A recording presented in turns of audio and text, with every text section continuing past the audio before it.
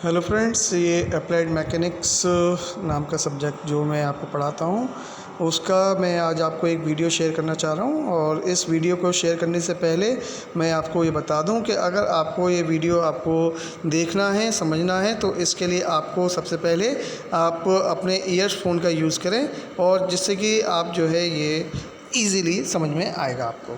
ठीक है, तो हम स्टार्ट करते हैं अप्लाइड मैकेनिक्स। तो अप्लाइड मैकेनिक्स में जो आपका कुछ इम्पोर्टेंट क्वेश्चंस हैं वो मैंने सबसे पहले आपके वो क्वेश्चंस दिए हैं। ये क्वेश्चंस आपके टोटल 35 क्वेश्चंस मैंने बनाए हैं जो कि आपके एग्ज़ाम की दृष्टि से इम्पोर्टेंट हैं। ठीक है, इसमें सबसे पहला आपका क्वेश्चन आता है अदिश तथा सदिश राशियों को उदाहरण सहित समझाइए।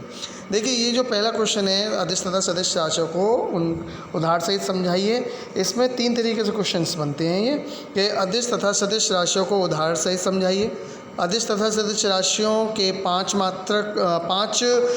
उदाहरण उनके मात्रकों सहित दीजिए और अदिश तथा सदिश राशियों के उनको उदाहरण के मात्रकों सहित समझाइए। ठीक है, अब जैसा कि पहला क्वेश्चन है इसमें अदिश तथा सदिश राशियों को समझाइए, तो सबसे पहले हम बात करेंगे अदिश राशि की।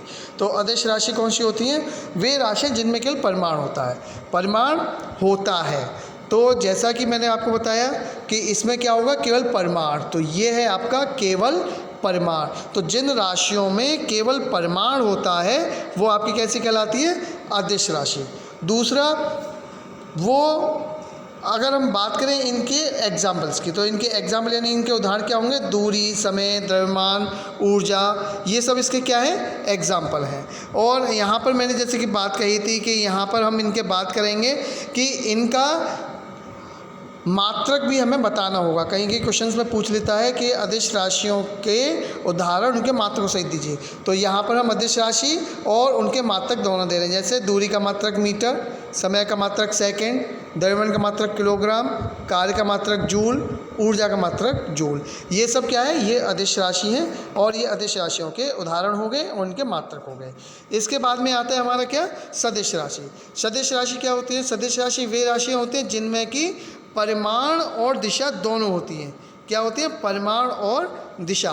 तो इनमें हम जैसे सदिश राशियों को अगर हम एक्सप्लेन करें तो वे राशियां जिनमें परिमाण के साथ साथ दिशा भी होती है वो क्या कहलाएगी? आपकी सदिश राशि। तो अब हम बात करें सदिश राशियों के उदाहरण की, तो उदाहरण में क्या क्या आएगा? विस्थापन, वेग, त्वरण, ये सब हमारे क्या हैं? ये सब हमारे इसके उदाहरण। तो जैसे विस्थापन, वेग, त्वरण, बल, ये सब क्या है? हमारे सदिश राशि के उदाहरण।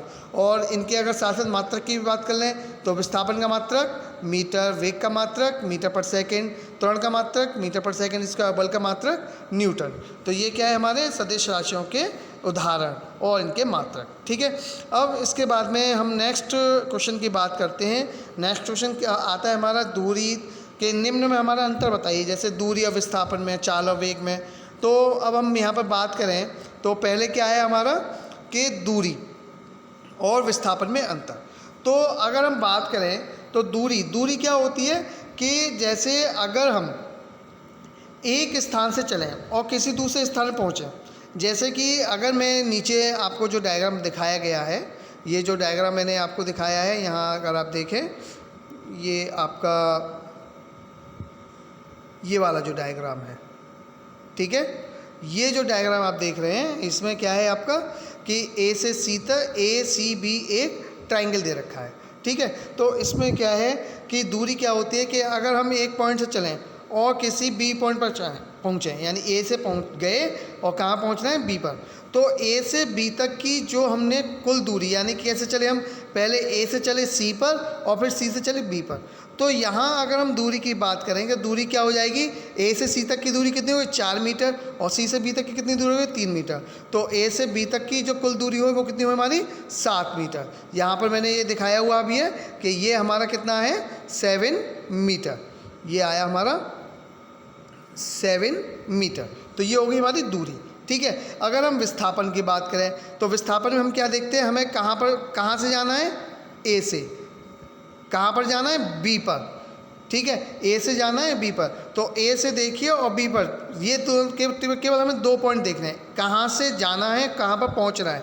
दोनों के बीच में आप देखिए कितनी दूरी है कि 5 मीटर, तो विस्थापन हमारा कितना आएगा, ये हमारा 5 मीटर। ठीक है। नाउ अब हम बात करते हैं आगे अब दूरी और विस्थापन में अंतर की। तो सबसे पहले अगर अंतर आता है तो इसमें हम सबसे पहले क्या करेंगे, दूरी और विस्थापन का सबसे पहले हम डेफिनेशंस लिख देंगे, इसके जो हमने परिभाषा आजकल जो हमने पढ़ी है। यानी कि क्या है कि दूरी क्या है कि किसी कण द्वारा तय किए गए मार्ग की वास्तविक लंबाई, यानी कि जितना आप चल रहे हो वो लंबाई आपकी कहलाती है दूरी। ठीक है। और विस्थापन क्या होती है कि दो बिंदुओं के बीच की न्यूनतम दूरी। जैसा कि अभी मैंने नीचे उदाहरण देकर आपको ये बताया था, ये एक मैंने जो आपको दिखाया था, ये वाला एक जो ट्राइंगल मैंने आपको दिखाया था, इसमें क्या था कि आपका ए से सी तक और सी से बी तक गया, तो यहाँ पर मैंने दूरी बताई आपको 4 + 3 7 मीटर। और यहीं पर अगर मैं विस्थापन की बात करूँ तो विस्थापन में अगर हम देखें तो विस्थापन में हमें क्या देखना है कि हमें कहाँ से चलना है और कहाँ पहुँचना है। ठीक है। तो विस्थापन की बात करें तो विस्थापन क्या है, दो बिंदुओं के बीच की न्यूनतम लंबाई। तो ए से बी तक की न्यूनतम लंबाई क्या होगी, सीधे हम इसे नाप लेंगे तो ये कितना है, 5 मीटर। तो विस्थापन क्या हुआ, 5 मीटर। तो विस्थापन की सीधी डेफिनेशन बनती है कि दो बिंदुओं के बीच की न्यूनतम लंबाई विस्थापन कहलाती है। ठीक है। अब इसके बाद में दूसरी बात करते हैं इनके मात्रकों की। ठीक है।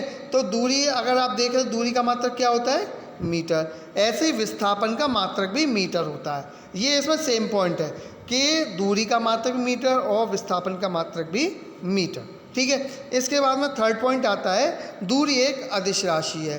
क्यों अदिश राशि है, क्योंकि जैसे मैंने पहले आपको बताया कि हमें अदिश राशि में दिशा की आवश्यकता नहीं होती। तो यहाँ पर हमने केवल ये देखा ए से चल रहे हैं बी पर आ रहे हैं, तो ए से बी पर हम कैसे कैसे आए, ए से सी पर और सी से बी पर, तो कितना चले 7 मीटर। यहाँ पर हमने डायरेक्शन नहीं देखी, दिशा नहीं देखी, तो इसलिए यह एक अदिश राशि है। दूसरा विस्थापन में हमने क्या किया, ए से पहुँचे और बी पर आए, तो यहाँ पर हमने दिशा देखी, तो यह कैसी हो गई, सदिश राशि। यानी इसमें परिमाण भी है और दिशा भी, तो ये कैसी हो गई, सदिश राशि। ठीक है। अब इसके बाद में नेक्स्ट आता है आपका फोर्थ पॉइंट कि दूरी कभी शून्य नहीं हो सकती। जैसे दूरी कभी शून्य नहीं हो सकती। इसमें अगर मैं बात करूं कि आप ए से सी पर आए, सी से बी पर आए और बी से वापस ए पर आए, कैसे आए कि ए से सी पर चले, सी से बी पर चले, फिर बी से सी पर आए, सी से फिर ए पर आए, तो दूरी कितनी हो गई कि 4 + 3 + 3 + 4, तो टोटल कितनी हो गई आपकी 14 मीटर। ठीक है। अब तो दूरी हमारी शून्य तो नहीं हुई, लेकिन विस्थापन शून्य हो सकता है। तो फोर्थ पॉइंट जैसे मैंने लिखा है इसमें कि दूरी कभी शून्य नहीं हो सकती और विस्थापन शून्य हो सकता है। तो फोर्थ पॉइंट में जैसे विस्थापन शून्य कैसे कि मैं ए से चला और ए पर ही वापस आया, तो मैंने कहा स्टार्टिंग पॉइंट देखना है, लास्ट पॉइंट देखना है। ए हमारा स्टार्टिंग पॉइंट और लास्ट पॉइंट क्या है हमारा, ए।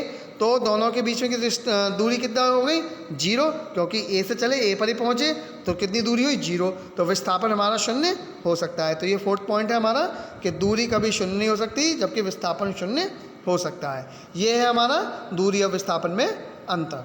नाउ अब हम बात करते हैं नेक्स्ट अंतर की, और वो अंतर है चाल तथा वेग में। ये बहुत ही सिंपल सा है, चाल और वेग में अंतर। इनकी केवल डेफिनेशन लिखनी है, मात्रक लिखनी है और ये कैसी राशि है। ठीक है। तो इसमें पहले चाल में आया पहला कि पहले डेफिनेशन लिख देते चाल और वेग में। तो चाल की डेफिनेशन कि किसी कण द्वारा एकांक समय में तय की गई दूरी चाल कहलाती है।